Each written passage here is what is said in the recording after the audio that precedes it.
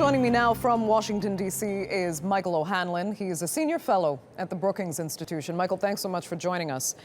These bombings seem so indiscriminate. Daesh claims that we're targeting Shia militants, but mostly civilians were killed. How does that serve even Daesh's perverse interests here? Well, it's incredulous. And the history of these kind of attacks is to try to incite sectarian war. That happened during the period of 2004, 5, 6, when Mr. Zarqawi was doing this.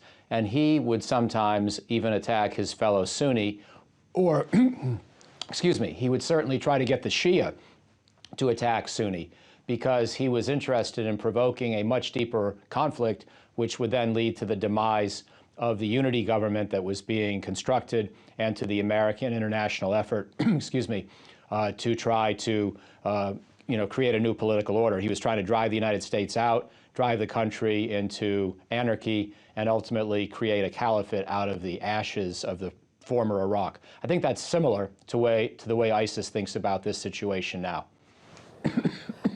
Michael, I'm sorry, I'm having difficulty hearing you from inside the studio for some audio issues, but I'm going to ask you what you think these attacks say about the state of Iraq's security forces.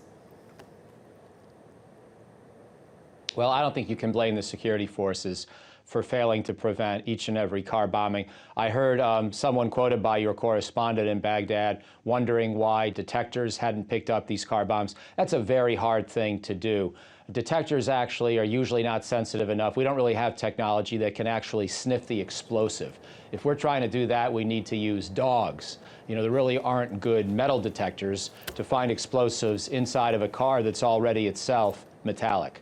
So we can't blame the police for one or two of these things. What we have to blame is the broader state of security in Iraq. And obviously, the difficulty of pushing ISIS out of the major cities and defeating it, which was caused by the breakdown of the Iraqi state, the breakdown of the Iraqi army. So in that broader sense, the weakness of the Iraqi state is contributing to the fact that ISIS can thrive inside of Iraq today. But I don't blame any specific checkpoint or any specific patrol. It's very hard to stop these kinds of things once the extremists have the means at their disposal to construct the bombs. So, Michael, then what do you think it would take to actually defeat Daesh in Iraq? Would foreign troops perhaps be an option, or could that actually exacerbate problems?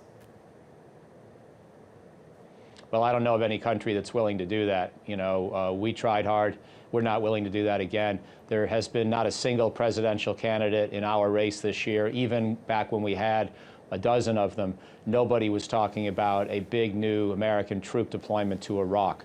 So your question is interesting, but it's very theoretical. It's just not going to happen. What you could see is possibly a few thousand more international troops in support of the Iraqis themselves. I think we ought to try to encourage the Iraqis to create the National Guard that they have been talking about for quite a while. That might create some more local capacity in some of these Sunni strongholds for ISIS.